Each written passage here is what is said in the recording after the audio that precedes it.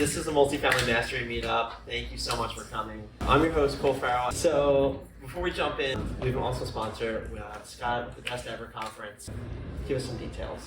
So has anyone heard of the Best Ever Conference, been to the Best Ever Conference? Awesome.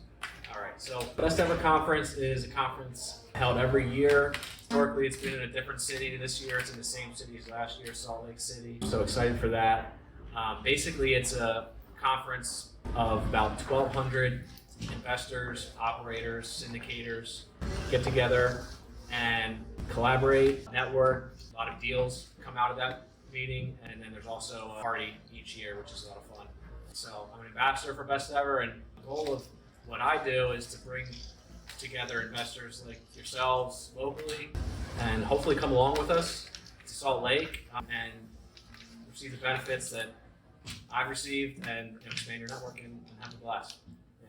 Quick anecdote too, the Best Ever Conference is like the multifamily conference to go to. Like if there's one to go to, that is it.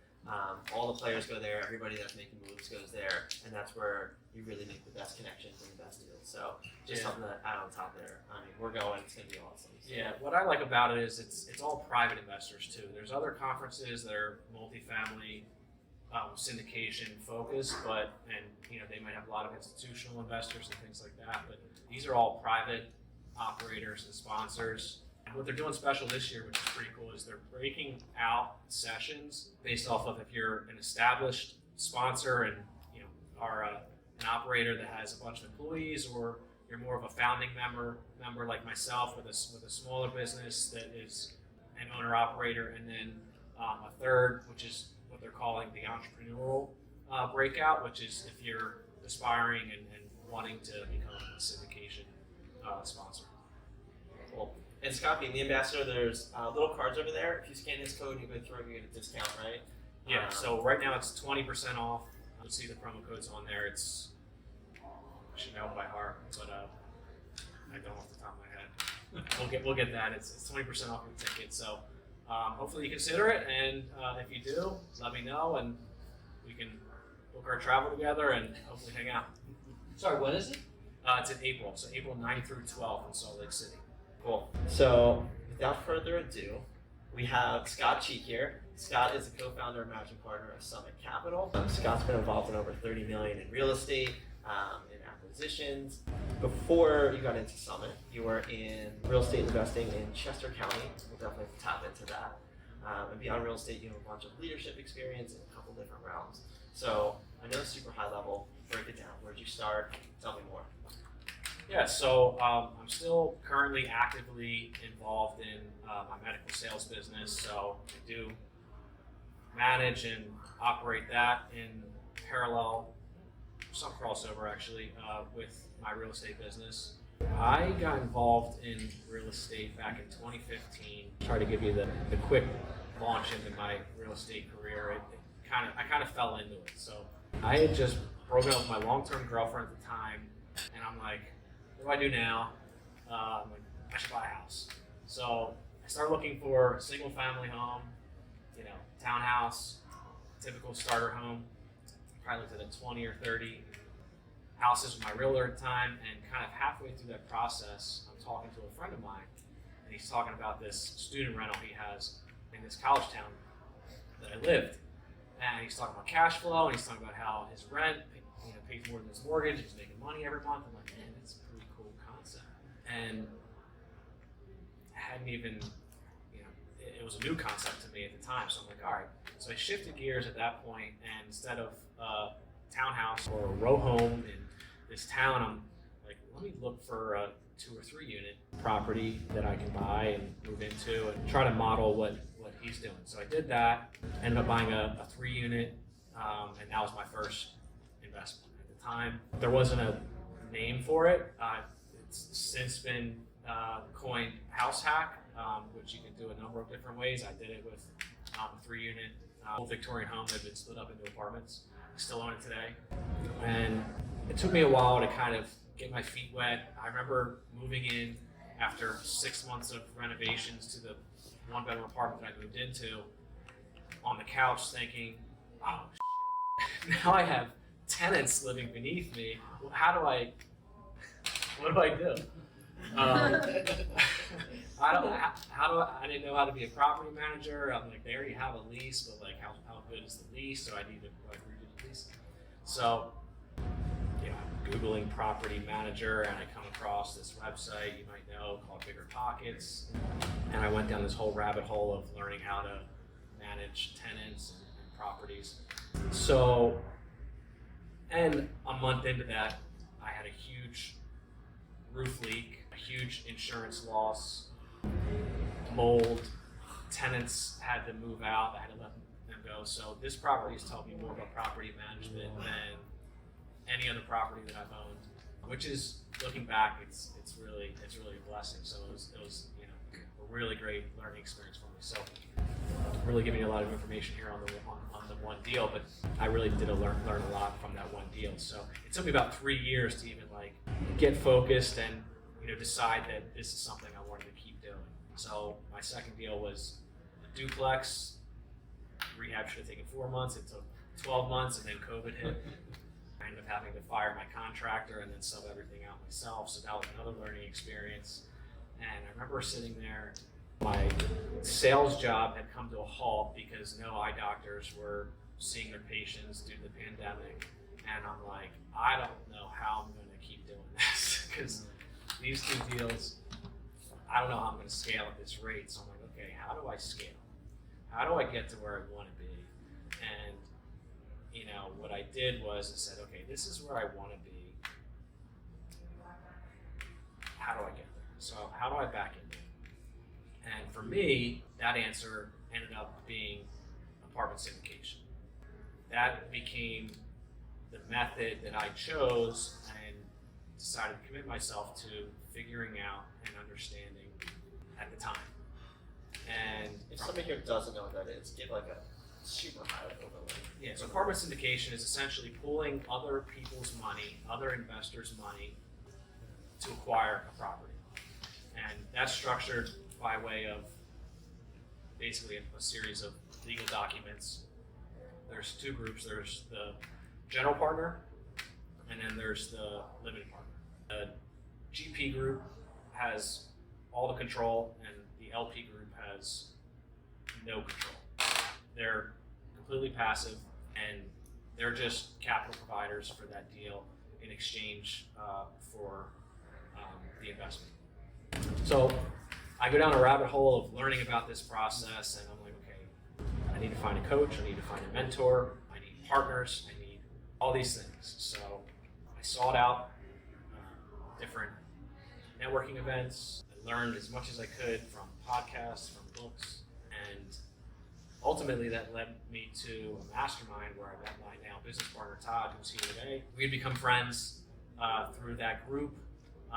Turns out that he was local here in the Lehigh Valley. I lived in Philadelphia, so we hung out a number of times, and eventually he brought a deal to me that he's like, hey, you know, this could be a good deal. We analyzed that deal, and we ended up closing on that deal together.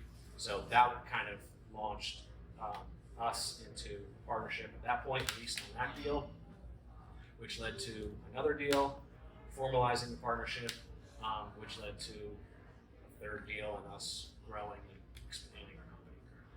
That's awesome. That's incredible. So I want to dial back. There's so much to unpack there. Yeah. But go back to your medical job, American sales job. Yeah. What did you do there that translated into real estate? Did it translate at all, or was it kind of just two separate worlds? Yeah, I think there's a direct correlation between sales and capital raising. Capital raising is sales. Exactly what it is. Your product is the investment. Your service is the investment, okay? So I didn't realize that at first, but I was able to make that connection once I started the process of capital raising and realizing that, you know, no longer using my own money for deals, and it's a whole different game when you're using someone else's money. So I think that benefited greatly in capital raising. Yeah, that's incredible. And then you talked about, so you got your 3 unit, which was good and bad. And it was great. It ended up being good. Like I said, I still own it. Cash flow's great. Market's fantastic. It's Westchester, Pennsylvania. You got the roof Westchester. I I got the roof fixed. I just put a front The mold's porch gone. on. Mold's gone. Yeah, we should note all that. And you still own it. That's Yeah, I like still all own it. permits. 100% occupied. How many other people here have like that property? Same scenario, you buy it, it's just like no one else. Oh my god, I got a few. God. So you bought the 3-unit though, but then you made the decision to scale up. What was it about it that you're like, I need to go bigger, better, faster? Well, I realized that I could do it. There's probably a ton of ways you can do it, but in my mind, I thought I could keep doing this on my own, or I could do this as a team. And the deals that could support a team are the bigger deals. And what I also liked about apartment syndication is that you don't have to be good at everything. And that's what those first 2 deals taught me, is that I'm not good at everything. And they exposed me and my processes and my systems that I had in place. So, I learned a lot from that, but I also learned that it's good to focus on what it is you're good at and what you like to do. And the bigger deals allow me to do that. I absolutely love that. And my first syndication I did, I was bullheaded. I ran at it by myself. I'm like, no partners. I'm not doing it. And I got it done, but it was a lot. It was intense. And going on the next round, it's definitely the better way to do it. Focus on what you're good at, and then let the other people on your team handle what they're good at, and just grow faster. So I love that. You talk about partnership, right? And you talk about how you guys met. Yeah. But I think a lot of people have some adversity in partnership, or they're nervous of it, or they don't know how to go about it. And you did it very successfully. So what would you attribute to it going well? So real estate is all about leverage in more ways than one, and to me, that's what a partnership is. You leverage each other's strengths, and I feel like partnerships can come in many forms. There's the conventional partnership that Todd and I have, whereas we're 50-50 partners in our deal, formalized by an operating agreement. But we've got lots of partners. Our partners are our lenders. Our partners are our property manager. They're all third party, but they're our partners. So, it really depends on how you define and look at a partnership. So I get that there's different points of view on that, and partnerships can be sloppy. But I think what makes them, or I should say, what makes them successful is, for us so far, it's been alignment of values, differences in strengths, where we can excel in different areas. But most importantly, I think there's got to be some form of friendship and alignment of values. Yeah, I love that. One of the things that you said that I really liked is when you met, you knew each other, and then you tested the waters out with a couple deals before you dove into a formal partnership. Why did you do that though? Because a lot of people would just dive in head first. Did somebody advise you that, or did you guys just kind of say, hey, let's test it out? I think I've always been personally a little skeptical of partnerships. Yeah. You mentioned that. Yeah. So I've always been hesitant to make sure that there's a relationship there before committing too much. You kind of, date before you marry, walk before you run kind of thing. You've heard these things. So, that was important to me, to not dive head first into, spending all this money on marketing and legal to ultimately have something dissolve or something like that. So. Right. I love it. I think that's so good. It's such a good piece of advice. Just to test it and see how everything goes. And then last question on partners, but how did you guys decide how to split your responsibilities? Was it just who's good at what, and you do that? Or how did you decide how to structure it, kind of? Whether it's 2, 3, whatever. We're very collaborative at the moment, in terms of we each wear a lot of hats, right? So it's just the 2 of us. As I mentioned, we have lots of partners. We have, our CPA, we have our attorneys, we have our lenders. But, as far as the in-house work that needs to be done, we split it up basically like what it is we like to do. I like to, ask the question, what is it that gives you energy? And I think those are typically one and the same. And ultimately, it's likely that you're also good at that. So if we can define those things and then focus on those things, and then ultimately you're going to have to do things that you don't want to do. Yeah. And those are things you want to offload first. So what we did is we built an org chart and just filled our names in for each role that it is. And you might have read this in the E-Myth, which is a popular book. That's where I pulled it from. E-Myth? What's it called? The E-Myth. E-Myth? E-Myth. E-Myth. Generally, the concept of the book is to franchise your business, is to create systems that are repeatable so that you have a well-run business that runs without you. Currently, that's not able to happen if we're doing 50% of the roles, but that's the goal. So, if we have our org chart in place, then we start, filling in the areas that we're either not good at or jobs that we don't want to do any longer. That's awesome. And you guys were able to scale pretty fast, which is awesome. So, what was your favorite deal so far that you've done? Favorite, best, whatever it may be. Favorite deal? I can give you a follow-up so that makes it easier. If you have a favorite, and you may not, how did you decide that was the one we could go for? So a lot of people here want to scale, but they don't know how to take that next step. And you on the other end have a deal that you really liked, and you're like, I'm so glad I bought that. So how can somebody recognize what a good deal is? Sure. So to answer your first question about favorite deal, I'd say my favorite deal is probably the first one that I did with Todd and Summit Capital, because that proved as an example that this is possible, and it kind of set the trajectory for where I've been able to go and where I'm going to keep going. So that was a pretty pivotal moment in my career. As far as what makes a good deal, I think a good deal is one that both parties think is a good deal. If it's a win-win deal for both, and leaves the potential to do future deals together, I think is a good deal. But as far as what makes a good deal for us, that's all going to be based off of whether it checks our buy box for market fundamentals, for asset type, meets our underwriting criteria. That's awesome. So I'm asking this selfishly because I'm about to go into due diligence, and I always like asking everyone else what they do. What are some things you look for in due diligence or DD, and what do you watch out for? I actually love DD. DD is probably one of my most favorite parts of the acquisition process. I'll tell you, probably have annoying attention to detail. So I think the most important part of DD is the details, which is not really just one thing, but it's a long checklist of things that we go through. So, obviously there's the CapEx items and things like that you should check for, the big expense items. But I think it's really the details that you need to keep an eye out for. We do a full financial audit, we do a lease audit, we collect as much paperwork as we can to understand how the property is currently operating at the time.